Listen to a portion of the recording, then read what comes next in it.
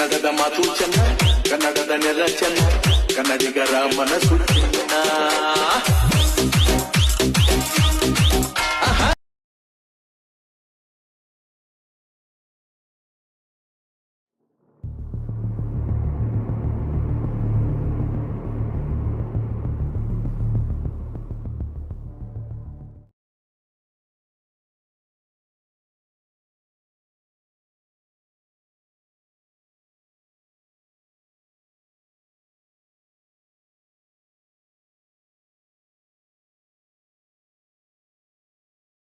ಹೊಸಕೋಟೆಯನ್ನು ಆಳ್ವಿಕೆ ಮಾಡಿದ ಮುಖ್ಯವಾದ ವಂಶಸ್ಥರು ಅಂದರೆ ಅವರು ಸುಗಟೂರು ಪಾಳೆಗಾರರು. ಈ ಪಾಳೆಗಾರರ ವಂಶದ ಮೂಲ ಪುರುಷ ದೇವಪ್ಪ ಗೌಡ, ಕ್ರಿಶ 1377 ರಿಂದ 1422.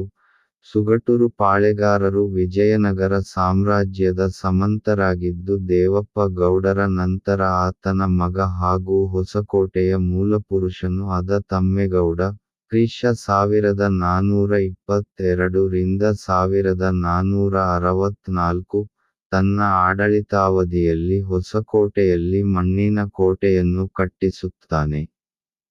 ಹೊಸಕೋಟೆಯು ಸುಗಟೂರಿನಿಂದ ದಕ್ಷಿಣಕ್ಕೆ ಸುಮಾರು 16 ಕಿ.ಮೀ. ದೂರದಲ್ಲಿದ್ದು, ರಕ್ಷಣೆಯ ದೃಷ್ಟಿಯಿಂದ ಆಯಕಟ್ಟಿನ, ನಗರದ ಸುತ್ತಲೂ ಪ್ರದೇಶದಲ್ಲಿ ಶತ್ರುಗಳ ಸಂಭವನೀಯ ದಾಳಿಯಿಂದ ರಕ್ಷಿಸಿಕೊಳ್ಳಲು ಭದ್ರವಾದ ರಕ್ಷಣಾ ಗೋಡೆಯನ್ನು ನಿರ್ಮಿಸಿ ಕೋಟೆಯ ಸುತ್ತಲೂ ಕಂದಕ ನಿರ್ಮಿಸಿ ಮುಳ್ಳು ಹಾಗೂ ಕಳ್ಳಿ ಮರಗಳನ್ನು ಬೆಳೆಸಿ ಶತ್ರುಗಳಿಂದ ರಕ್ಷಣೆ ಪಡೆಯಲಾಗುತ್ತಿತ್ತು. ರಕ್ಷಣಾ ಗೋಡೆಯನ್ನು ಕೋಟೆ ಎಂದು ಕರೆದು ಅದನ್ನು ಹೊಸಕೋಟೆ ಎಂದು ಕರೆಯಲಾಗುತ್ತದೆ.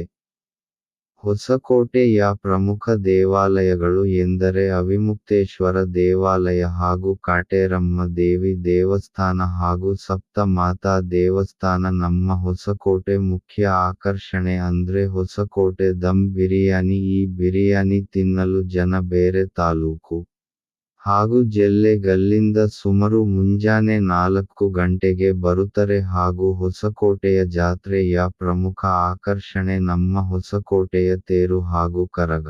ನಮ್ಮ ಕರ್ನಾಟಕವನ್ನು ಒಂದು ಸುತ್ತು ಹೊಡೆಯುವ ಬನ್ನಿ ಮೊದಲು ನಮ್ಮ ಹೆಮ್ಮೆ ಹೊಸಕೋಟೆಯ ಬಗ್ಗೆ ತಿಳಿಯೋಣ.